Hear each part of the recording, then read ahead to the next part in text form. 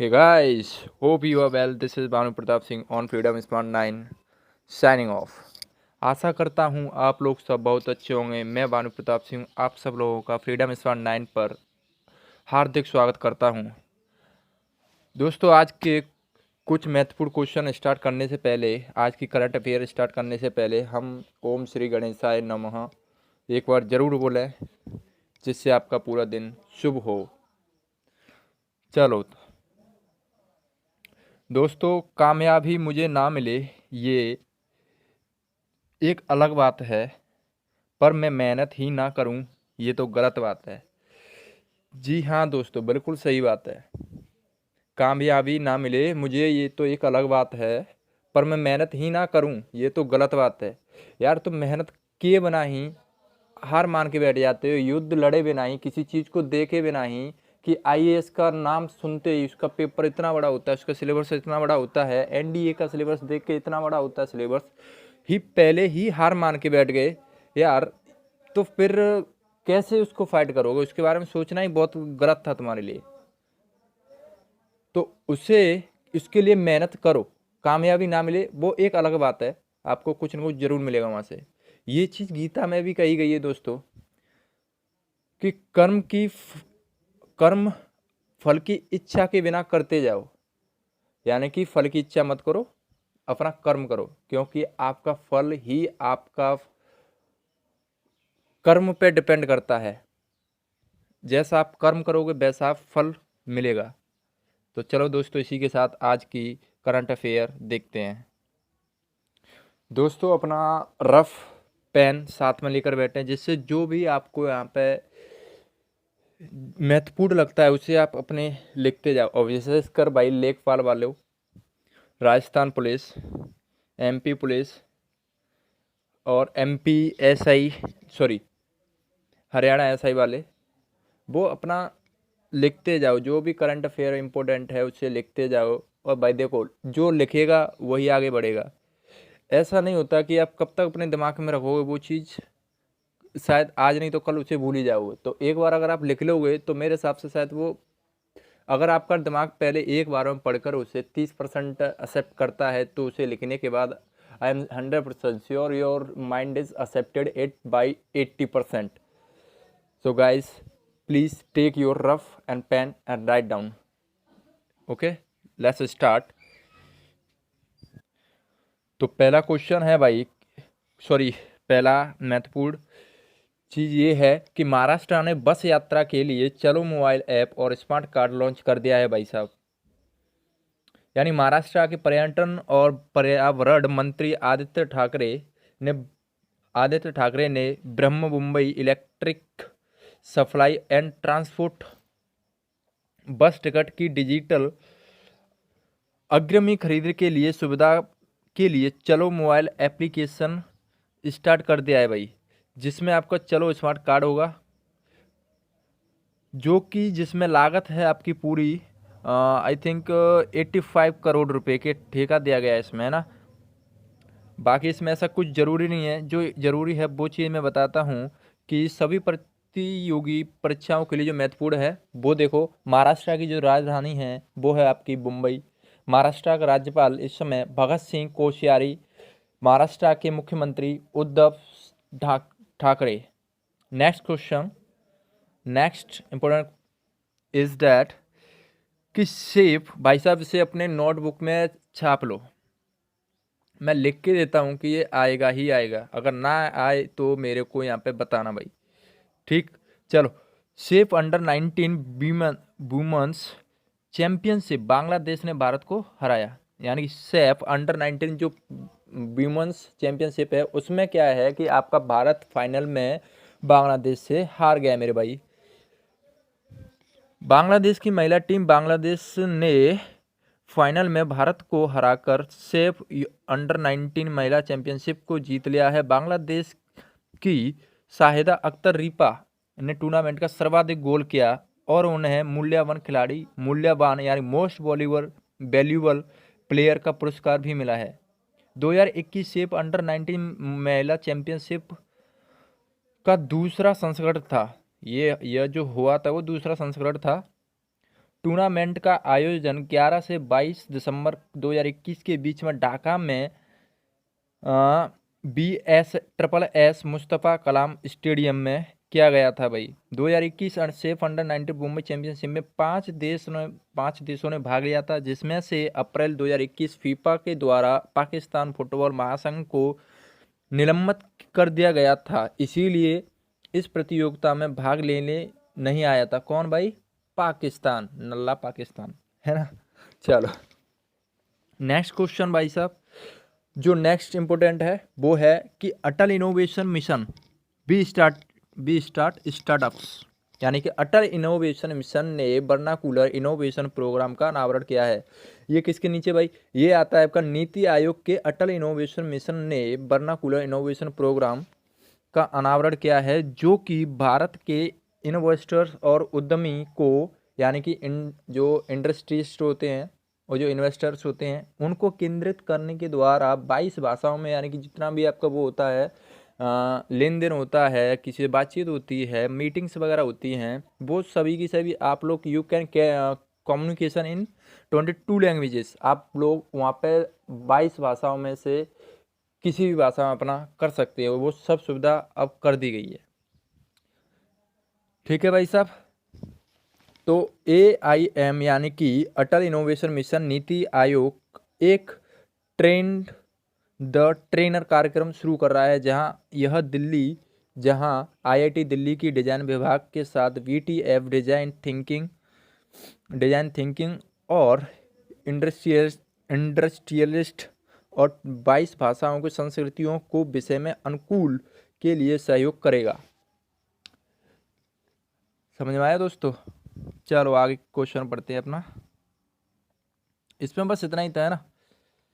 चलो नेक्स्ट भाई, सब लोग लास्ट तक रहें, क्योंकि लास्ट में बहुत इंपॉर्टेंट इसी का होने वाला है। इसके जो आपने जो अब तक पढ़ा है, जो मैं आपको अब तक पढ़ा रहा हूँ, उसका सभी का क्वेश्चन आंसर होने वाला है कुछ दे, है ना। तो वहाँ पे क्या होगा कि आपका एक अच्छे से रिवीजन हो जाएगा, समझे कि नहीं। चलो, पद्म भूषण अनिल प्रकाश जोशी ने जीता मदर टेरेसा मेमोरियल अवार्ड, और ये 3 लोगों ने जीता है। एक तो आप विद्युत मोहन, जो कि अर्थ शॉट प्राइज के विजेता हैं, और एक आपकी रिद्धिमा पांडे साहब हैं, जो कि उत्तराखंड की एक युवा पर्यावरण कार्यकर्ता हैं, और एक आपके जिन्हें पद्म भूषण से भी सम्मानित किया गया था, और अभी के लिए इन्हें दिया गया है मदर टेरेसा मेमोरियल अवार्ड। समझे भाई साहब? चलो आगे, यानी कि और किसके द्वारा दिया गया है ये? हारमोनी फाउंडेशन के द्वारा। और जो ये पुरस्कार विजेताओं का जो फाउंडेशन संस्थापक था, वो कौन थे आपके? अब्राहम मथाई। कौन थे? अब्राहम मथाई। इन तीनों को ही इसीलिए मिला है क्योंकि जो आपके डॉक्टर जोशी हैं, उन्हें हिमालय पर्यावरण के अध्ययन और संरक्षण के संगठन के माध्यम से उन्हें मिला है, और 10,000 गाँवों को प्रभावित करना और उन्हें चेंज मेकर में उनकी मतलब सहायता करना, उनके कल्चर में सहायता करना, इसीलिए मिला है। और विद्युत मोहन को इसलिए मिला है क्योंकि वो सामाजिक उदय में ताकाचर हैं, और वायु प्रदूषण को रोकने में उन्होंने बहुत हेल्प की है। और रिद्धिमा जो है, उनको युवा पर्यावरण कार्यकर्ता हैं, उन्होंने शानदार साहस और अदम्य भावना के साथ पुरस्कार को हासिल किया है, और वो इसकी दावेदार भी हैं दोस्तों। चलो next, Asia champions trophy Bharat ने जीता कांस्य और कोरिया ने जीता खिताब। अब जो भारत है उसने भाई साहब आपका कांस्य जीता है, और जो कोरिया है उसने आपका खिताब ही जीत लिया है पूरा। तो भारत ने कांस्य हासिल करने के लिए नल्ले पाकिस्तान को हराया है, और जबकि कोरिया ने ढाका यानी कि बांग्लादेश में आयोजित एशिया चैंपियनशिप पुरुष ट्रॉफी हॉकी टूर्नामेंट में जापान को 4-2 से हराया है। दोस्तों इतना ही इसमें याद रखना है, बाकी कुछ नहीं रखना है, थोड़ा सा बस इतना ही रखना है, कुछ ज़्यादा नहीं। ओके, चलो आगे। बहुत जरूरी क्वेश्चन है भाई साहब, से लिख लो अब, है ना, लिख लो फटाफट लिखो। अनाहत सिंह अमेरिका में जूनियर स्क्वैश ओपन जीतने वाली पहली भारतीय महिला बनी हैं under 15। Write down in your rough. भारतीय किशोरी अनाहत सिंह ने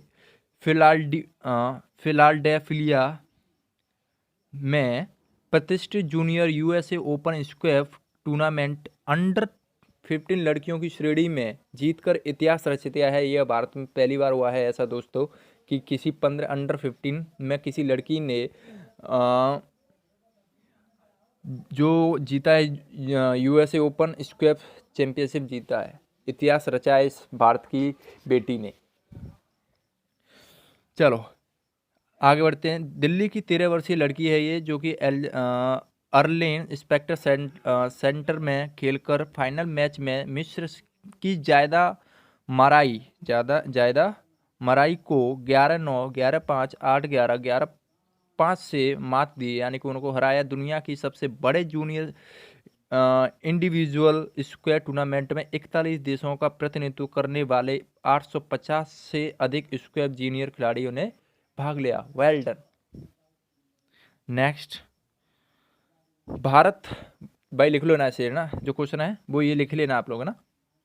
भारत के यूके की जगह, यानी कि पहले यहाँ पे यूके होता था, अब वहाँ पे भारत हो गया है और अपना तीसरा स्थान कर लिया है। पहले भारत का चौथा स्थान हुआ करता था, अभी तीसरा हो गया है। दूसरे पे आपका चाइना है और पहले पे आपका यूएसए है बरकरार। ठीक, यानी एक ही वर्ष में 33 यूनिकॉर्न जोड़ने से भारत को यूनाइटेड किंगडम को विस्थापित, यानी कि उसे अपनी जगह से हिलाने में अपना तीसरा स्थान उन्होंने प्राप्त किया है। और जो आपका किंगडम है यूनाइटेड किंगडम, वह अपना तीसरा स्थान कायम नहीं कर सका। और अमेरिका और चीन पहले और दूसरे पर काबिज हैं, जो कि बहुत आगे हैं। अमेरिका के पास कितना है भाई साहब, 254 यूनिकॉर्न जोड़े हैं और अब कुल 487 कंपनियां प्रतिष्ठित सूची में हैं, जबकि चाइना ने 74 जोड़े हैं, जो कि अब 301 हैं। और 15 यूनिकॉर्न जोड़ने में कुल मिलाकर 39 हो गए हैं। ठीक भाई, ब्रिटेन ने केवल 15 यूनिकॉर्न जोड़े हैं, जिसमें कुल मिलाकर 39 हुए हैं, इसीलिए भारत द्वारा इसको रिप्लेस किया गया है। पिछले साल हुआ क्या था कि पिछले साल यूनिकॉर्न की संख्या की बात करें तो भारत चौथे स्थान पर था। हालांकि हुरॉन रिसर्च इंस्टीट्यूट के द्वारा संकलित आंकड़ों के अनुसार अमेरिका और उत्तरी पड़ोसी चीन, जो पहले और दूसरे रैंक पे काबिज थे और बहुत आगे थे। नेक्स्ट, एक और बैंक बनाया भाई, रोजाना हर रोज आपको एक ना एक बैंक मिलता ही है, जो कि आरबीआई के द्वारा उसे मान्यता मिलती है। जैसे आज बनाया है तुम्हारा CSB बैंक। इसकी टैगलाइन है भाई, formally the Catholic Syrian bank limited. ठीक, चलो याद रखना भाई, ऐसा कुछ ज़्यादा जरूरी नहीं है ये। लेकिन आरबीआई, जो हाल ही में आरबीआई की एजेंसी के द्वारा जो लिए गई हैं जितनी बैंक अभी तक सूची में आई हैं, उनको मैं एक बार बता देता हूँ। पहली है आपकी RBL बैंक, दूसरी है आपकी धनलक्ष्मी बैंक, उसके बाद है इंसाइंड बैंक, नेक्स्ट है आपका बंधन बैंक, दक्षिण भारतीय bank, Karnataka bank and DCB bank. सभी प्रतियोगी परीक्षाओं के लिए जो महत्वपूर्ण है भाई दोस्तों, वो ये है कि CSB बैंक का मुख्यालय जो है आपका केरल के त्रिशूर में है। CSB बैंक का जो CEO इस समय है CBR राजेंद्र हैं, और इनकी जो स्थापना हुई थी आपकी 26 नवंबर 1920 को त्रिशूर यानी कि केरल में हुई थी। नेक्स्ट, इन शख्सियत को आप अपने ध्यान में रखो। इफ्को टोक्यो जनरल इंश्योरेंस ने HO सूरी को MD और CEO नियुक्त किया है। इसे अपने दिमाग में भाई साहब बिल्कुल कॉपी कर लो।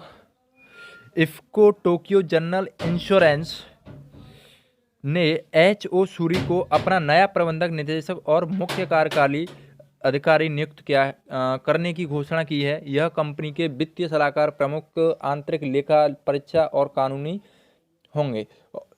थे प्रमुख आंतरिक लेखा परीक्षक और थे, और नई स्थिति 1 अक्टूबर से प्रभावित हुई थी। IFFCO Tokyo general insurance company limited, IFFCO और जापान के टोक्यो मरीन ग्रुप के बीच 51:49 का संयुक्त उद्यम है।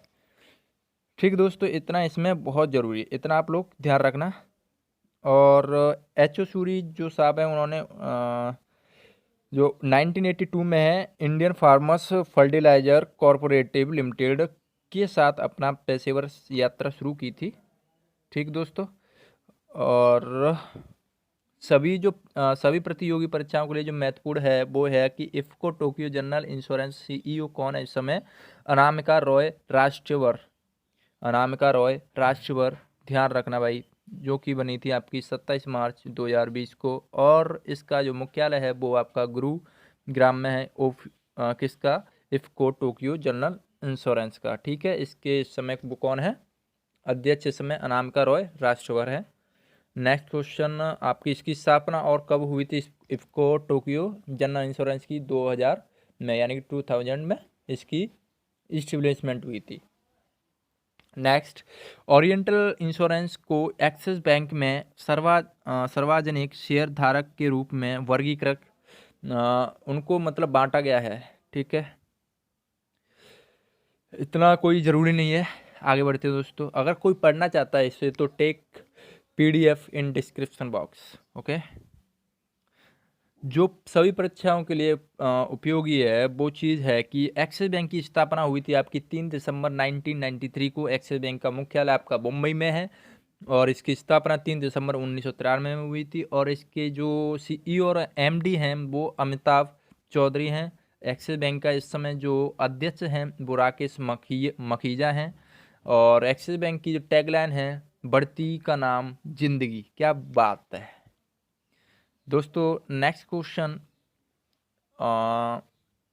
जो कि आपके लिए आई थिंक नॉट इम्पोर्टेंट, छोड़ो इसे। चलो, 1 मिनट। ओके, एक और जो सेंट्रल बैंक ऑफ इंडिया की जो स्थापना हुई थी भाई, वो आपकी 21 दिसंबर 1911 को हुई। इसे आप लोग लिख लेना, ठीक है। अच्छा, 1911 को क्या हुआ था वो आप लोग मुझे बताओगे। 1911 जो ईयर है वो महत्वपूर्ण क्यों है ना। सेंट्रल बैंक ऑफ इंडिया का जो मुख्यालय है वो आपका मुंबई महाराष्ट्र में है। सेंट्रल बैंक के जो CEO और MD हैं वो माटवन वेंकट राव हैं। नेक्स्ट, अब देखो, जो आप तक आपने पूरा पढ़ा है उसका कुछ देर बाद पेपर जो जैसे होता है ना कि आपका पूरा क्वेश्चन के टाइप का मैं पूछूंगा, वो आप लोग मुझे बताते जाना और कमेंट सेक्शन बॉक्स में लिखोगे तो मुझे बहुत अच्छा लगेगा भाई।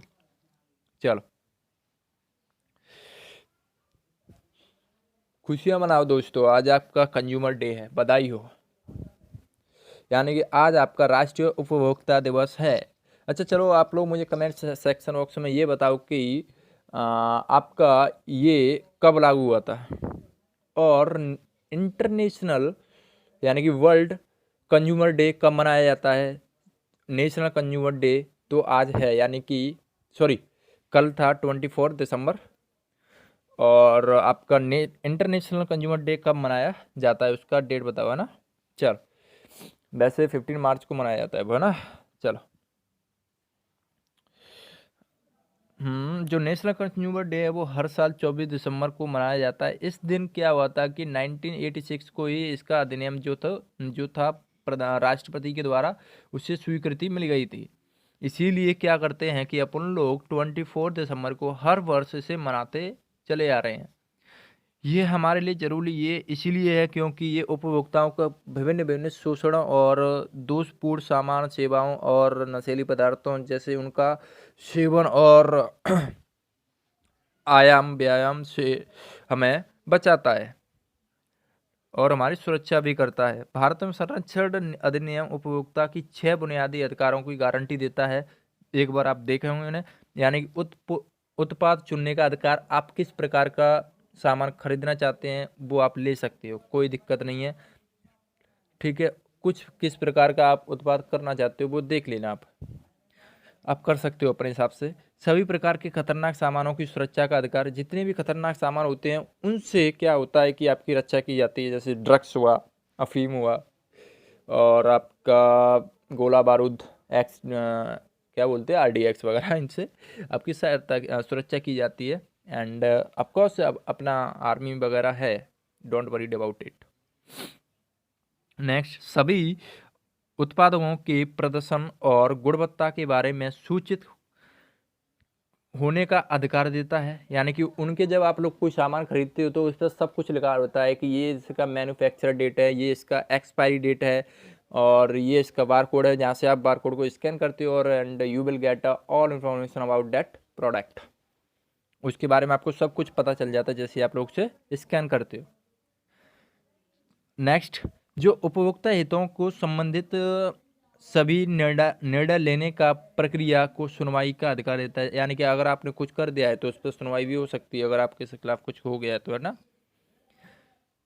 उपभोक्ता शिक्षा पूर्ण का करने का अधिकार देता है, यानी कि अपनी शिक्षा को कंप्लीट करो भाई, इसका भी एक सबसे बड़ा अधिकार देता है। और ये इम्पोर्टेंट है, लेकिन उससे इम्पोर्टेंट कि विश्व उपभोक्ता दिवस आपका 15 दिसंबर को मनाया जाता है, 15 मार्च को मनाया जाता है, और बहुत सारे लोग international consumer day and national consumer day में कंफ्यूज रहते हैं, जबकि दोनों का मतलब एक ही होता है, दोनों का पर्पस जो है एक ही है, इसीलिए कंफ्यूज मत हो। लेकिन ये है डिफरेंस बस इतना है कि हम जो नेशनल कंज्यूमर डे है वो हम 24 दिसंबर को मनाते हैं, जबकि इंटरनेशनल डे जो मनाते हैं वो 15 मार्च को मनाते हैं।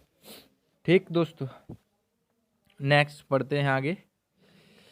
चलो, द वर्ल्ड, भाई साहब अपने भारत ने ये जो है रैंकिंग में क्या हुआ है कि भारत ने एक ने टॉप किया है, एक यूनिवर्सिटी जिसका नाम OP जिंदल ग्लोबल यूनिवर्सिटी ने जीता है, ठीक है, जिसका नाम ओपल जिंदल ग्लोबल यूनिवर्सिटी है, जिसने क्या किया है कि digital innovation of the year का पुरस्कार जीता है। चलो आगे बढ़ते हैं यहाँ से। अच्छा, आप लोग अगर देखना चाहते हो तो वो देख सकते हो, श्रेणी ये दे रखी है इस सब पर, और एक तरफ विजेता हैं जिसमें आप लोग देख सकते हो। तो भारत का अपन लोग देखेंगे तो leadership and management team of the year, जिसमें कि कलिंग औद्योगिक प्रौद्योगिक संस्थान भारत ने जीता है भाई मेरे, ठीक है, इसे अपने दिमाग में रखो। और एक और है जो टेक्नोलॉजी और digital innovation of the year, OP Jindal global university ने जीता है। चलो तो भाई रिव्यू की बात करते हैं ऑन फ्रीडम स्पॉट 9। जो भी अब तक आपने पढ़ा उसका एक बार पूरा रिव्यू करते हैं, जिससे आपके दिमाग में अच्छे से और चला जाए, आपको फॉर एवर, हमेशा हमेशा के लिए वो याद रहे। तो दोस्तों स्टार्ट करते हैं अपने नए रिव्यू के साथ। नए रिव्यू का मतलब है तो वही, लेकिन एक नया तरीका, एक नया सलीका। क्वेश्चन टाइप में आपको मैं करा सकता हूँ, कोई दिक्कत नहीं है दोस्तों, लेकिन दिक्कत ये आ जाएगी अगर मैंने उस तरीके से कराया तो। देखो उस तरीके से बहुत सारे चैनल्स कराते हैं, मैं ये मना नहीं कर रहा कि वो चैनल गलत पढ़ाते हैं, बहुत अच्छा कर रहे हैं भाई चैनल, वो बहुत अच्छा कर रहे हैं, and I appreciate that. Okay, so वो भी अपने हिसाब से अपना लेवल पर बहुत अच्छा कर रहे हैं, और हम भी अपने हिसाब से बहुत अच्छा कर रहे हैं, ठीक। तो मैं बस इतना समझता हूँ अपने पर्सनली कि क्वेश्चन जो है 4 ऑप्शन देते हैं, क्वेश्चन लिखते हैं, तो वहाँ से यार ज़्यादा पॉसिबिलिटी ना होने की नहीं होती हैं, जहाँ से इतनी यहाँ से ज़्यादा होती है, क्योंकि यहाँ पे आप पूरे थ्योरेटिकल टाइप पढ़ते हो और यहाँ से आपको पता चलता है। और अगर विश्वास नहीं है भाई दोस्तों, तो आप एक बार यहाँ से पढ़ के देखो पूरा, और आप उन्हीं क्वेश्चनों को बस देखते जाओ, आप चुटकी बजाते देते जाओ आंसर। लेकिन कहीं ना कहीं अगर वहाँ से जो पढ़ा है आपने, अगर उनका क्वेश्चन मतलब थोड़ा भी इधर उधर हुआ तो भाई साहब आपकी तो नैया डूब गई, आपकी तो नैया डूबेगी इसीलिए बोल रहा हूँ, ठीक है। चलो आगे बढ़ते हैं अपना राष्ट्रीय समाचार। अटल इनोवेशन, मतलब वही मैं रिवीजन करा रहा हूँ भाई, और कुछ रिव्यू का मतलब होता है एक बार दोबारा उसे देख लेना, ठीक है। चलो, अटल इनोवेशन मिशन में वर्नाकुलर इनोवेशन प्रोग्राम का अनावरण किया गया है, जिसमें नीति आयोग ने अटल इनोवेशन मिशन का वर्नाकुलर इनोवेशन प्रोग्राम का अनावरण किया था, है ना, जिसमें कि क्या हुआ था कि आपकी 22 भाषाएं थी। 22 भाषाओं में अगर आप एक वेल्डर इन्वेस्टर्स होते हैं और दूसरा आपके जो इंडस्ट्रियलिस्ट होते हैं वो अपनी किसी भी भाषा में कम्युनिकेशन कर सकते हैं और अपने आप को, अपने कार्य को, अपनी इंडस्ट्री को और आगे बढ़ा सकते हैं। और ये सब किया किसके द्वारा जा रहा है?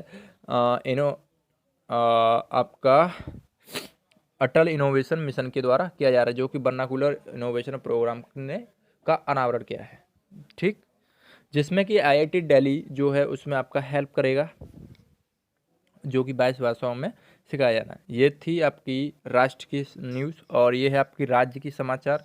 वो है कि महाराष्ट्र ने जो बस यात्रा शुरू की है, जिसमें चलो मोबाइल ऐप स्टार्ट किया है और आपका स्मार्ट कार्ड को लॉन्च किया है, जहाँ से क्या होगा कि जिसमें आपका आप घर बैठे अपना बस का जो टिकट लॉन्च कर सकते हो और उसकी सहायता से आप बस को ट्रैक करके उसकी लोकेशन पर पहुंच सकते हो और अपना यात्रा कर सकते हो। ठीक है, और ये किसने किया है? आदित्य ठाकरे ने इसकी जो है शुरुआत की है। और मुंबई के इस समय मेरे को ये बताओ वहाँ के राज्यपाल, मुख्यमंत्री, लोकसभा सीट, राज्यसभा सीट और आपका मुंबई का स्थापना कब हुई थी, है ना।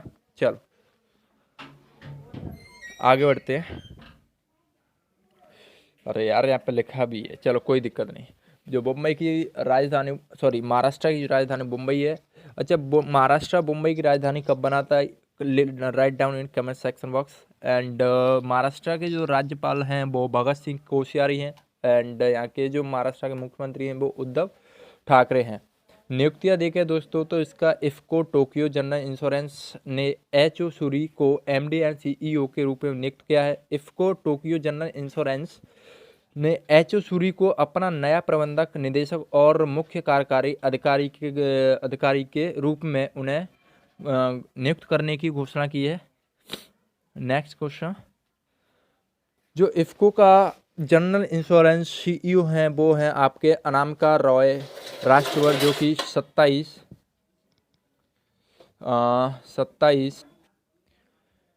अरे दोस्तों गड़बड़ हो गया यार, मेरे को लगा कि वो होता जा रहा है लेकिन वहाँ पे वो सिस्टम ही बंद हो गया था। चलो कोई दिक्कत नहीं, दोबारा से देख लेते एक बार। इफ्को टोक्यो जनरल इंश्योरेंस ने एच.ओ. सूरी को एमडी एंड सीईओ नियुक्त किया है, जो कि जैसा ही अपने ऊपर पड़ा। और जो आपका नेक्स्ट है, सभी प्रतियोगी परीक्षाओं के लिए ज़रूरी है वो है आपका जनरल इंश्योरेंस सीईओ, जो इनके हैं अनामिका रॉय राष्ट्रवार, जो कि आपकी 27 मार्च 2020 को इनका हुआ था। यार दोस्तों वहाँ से अगर रिपीट हो रहा है तो आप लोग देख लेना प्लीज़, इतना आप सहयोग करो, क्योंकि मुझे यार मेरे को लगा सिस्टम स्टार्ट है लेकिन वो सडनली बीच में बंद हो गया। कोई दिक्कत नहीं यार, चलो है ना। इसका जो मुख्यालय है वो गुरुग्राम में है और इनकी जो स्थापना हुई थी इफ्को टोक्यो जनरल इंश्योरेंस की, वो आपकी 2000 में हुई थी। सीएसबी ने आपको, यानी कि सीएसबी बैंक को भी आरबीआई बैंक के द्वारा अप्रूवल मिल चुका है। जो सीएसबी का बैंक का जो मुख्यालय वो केरल के त्रिशूर में है और आपके इसके यहाँ के सीईओ जो हैं वो सीवीआर राजेंद्र हैं और इसकी जो स्थापना हुई थी वो आपकी 26 नवंबर 1920 त्रिशूर में हुई थी, यानी कि वो केरल में है। और जो सेंट्रल बैंक ऑफ इंडिया ने यू ग्रो कैपिटल के साथ सह उधार समझौते पर हस्ताक्षर किए हैं, जो कि आपका एमएसएमई है उसके लिए 1,000 करोड़ रुपए तक वितरण करने की योजना को स्टार्ट किया है, जो कि प्रथम संजीव साथी grow MSME mission machinery financing है। ठीक, आगे बढ़ते हैं। सेंट्रल बैंक ऑफ इंडिया का जो स्थापना हुआ था वो 21 दिसंबर 1911 को हुआ था, यानी कि 1911 को हुआ था। सेंट्रल बैंक ऑफ इंडिया का मुख्यालय जो है वो आपका दोस्तों मुख्यालय मुंबई महाराष्ट्र में है। सेंट्रल बैंक ऑफ इंडिया के जो एमडी एंड सीईओ हैं वो वेंकट राव जी हैं। और आपका नेक्स्ट बढ़ते हैं यहाँ से, इतना इसकी जरूरी नहीं है। बैंक एक्सिस बैंक का जो स्थापना हुआ था वो आपका हुआ था भाई साहब 3 दिसंबर 1993 को और एक्सिस बैंक का जो मुख्यालय है वो आपका मुंबई में है। और यहाँ की एक्सिस बैंक की जो एमडी और सीईओ है वो अमिताभ चौधरी और एक्सिस बैंक के जो अध्यक्ष है वो राकेश मखीजा हैं और इसकी टैगलाइन है बढ़ती का नाम जिंदगी। और रक्षा में देखें तो इंडियन एयरफोर्स S-400 वायु प्रणाली पश्चिमी पंजाब में इसको तैनात किया गया है पाकिस्तान और चीन से हवाई खतरे को टालने के लिए। इसकी जो रेंज है वो 400 किलोमीटर की है। रूस के साथ इसका सौदा हुआ था 35,000 करोड़ रुपए में और उसको लाया गया इंडिया में। ठीक है, आगे बढ़ते हैं।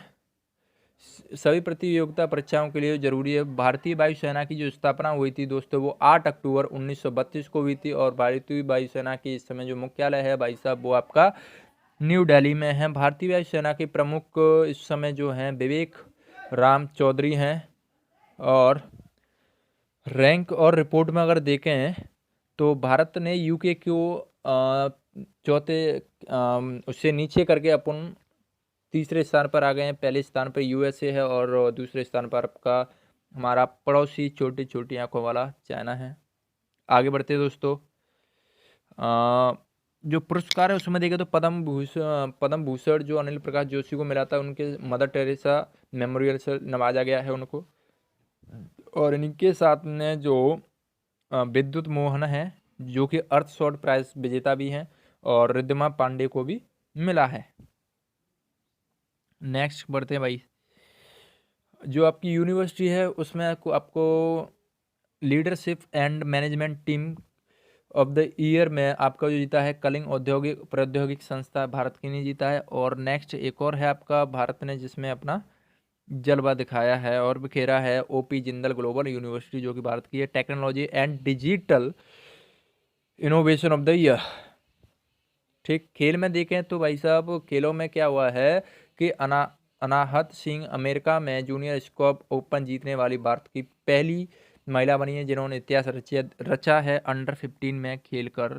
ठीक, नेक्स्ट बढ़ते हैं आपकी दोस्तों उसको वीडियो को शेयर करो यार, है ना, ऐसे काम नहीं चलेगा। जो आपका कंज्यूमर डे है वो आपका 24 दिसंबर को मनाया जाता है और इसकी स्टार्टिंग जो हुई थी भाई साहब वो 1986 को हुई थी। और इंटरनेशनल उपभोक्ता दिवस आपका 15 मार्च को मनाया जाता है। ठीक, आगे बढ़ते हैं। निधन जिनका हुआ है वो देख लेते। प्रित्जर पुरस्कार विजेता वास्तुकार रिचर्ड रॉजर्स का निधन हो गया है। प्रित्जर पुरस्कार विजेता ब्रिटिश इतावली वास्तुकार रिचर्ड रॉजर्स का लंदन यूनिवर्सिटी किंगडम में उनके आवास पर निधन हो गया था भाई साहब। उन्होंने 2007 में प्रित्जर पुरस्कार को जीता था जो कि जिसे वास्तुकला का नोबेल पुरस्कार भी कहा जाता है। ठीक, तो दोस्तों आज के लिए बस इतना ही था। एक रिक्वेस्ट है दोस्तों यार सभी को, यार वीडियो को सब्सक्राइब करो यार, सॉरी चैनल को सब्सक्राइब करो और लाइक शेयर करना ना भूलें। ठीक, और जो अपना नेक्स्ट वीडियो जो आने वाला है भाई साहब वही जो do you know day of the history and आज से एक और स्टार्ट होने वाला है जिसका नाम है आपका केवल डू यू नो।